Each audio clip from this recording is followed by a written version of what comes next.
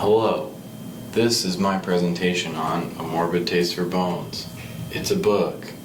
It's a pretty good book. It's the first book in a 20-part series written by Ellis Peters, a British author. It's a good look at the motivation of people and what people will do to get a leg up in the world.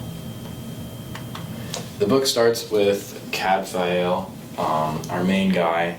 It's a weird Welsh name. I'm not really sure how to say it, but it's fine. He recently returned from the Crusades and has taken up being a monk since then. He's hanging with his friend John, and, well, at the beginning of the book, he's hanging out with his friend John, another monk, and his not friend Columbanus. The latter part of his name is coincidentally very descriptive of who he is. And he's hanging out with them in sort of like a little garden thing. Columbanus gets sick, so they go to a well. They go to Winifred's well, a saint. And Columbanus claims to have seen a vision of Saint Winifred, who asked them to bring her bones to the monastery that they all live at. Prior Robert, the main guy at the monastery, is super enthused because he wants to be important in the church. So they head over to get the bones, bringing Cadfael because he can translate for them. The monks arrive in the village to find that the villagers are divided between divided over Prior Robert's offer, the offer to take the bones away. In classic whodunit style, a murder is committed, and the rest of the story unravels the investigation led by the multi-talented brother Cadfael. He takes matters into his own hands and sifts through possible suspects.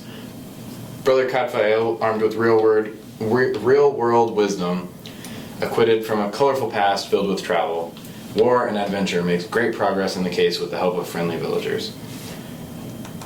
It's really a good book, receiving good marks from many critics, but Sheldon Kay stands out, claiming that there is a positive humanity under all of this, along with Eileen, Tess Tyler, and Fiona Kelleghan, saying, "The writer's work, while displaying the careful and suspenseful plotting characteristic of the detective genre, frequently transcend the effect of pure entertainment and share with the traditional literary novel the aims of engaging in complex examinations of human character and psychology and achieving thematic depth and moral vision."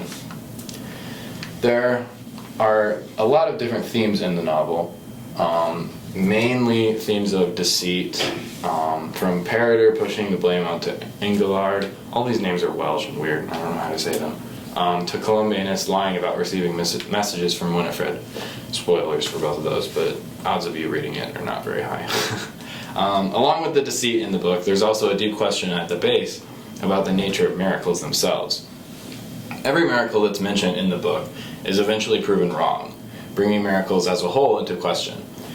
There's a pretty big connection between the material world and the spiritual world also, both of them playing into each other enough that you could almost call it substance dualism. That's why Descartes there. It's a philosophy joke for all of the philosophy people in the class. These are both based off the ways that this analysis of the theme and picking up on that theme is based off the way that people bicker and fight over Winifred's bones, a seemingly spiritual object, but all of them fighting in a very material, desperate scrabble for power. All in all, it's a pretty good book. If you're bored, go read it, and if you're not, then because I forgot, there are my sources.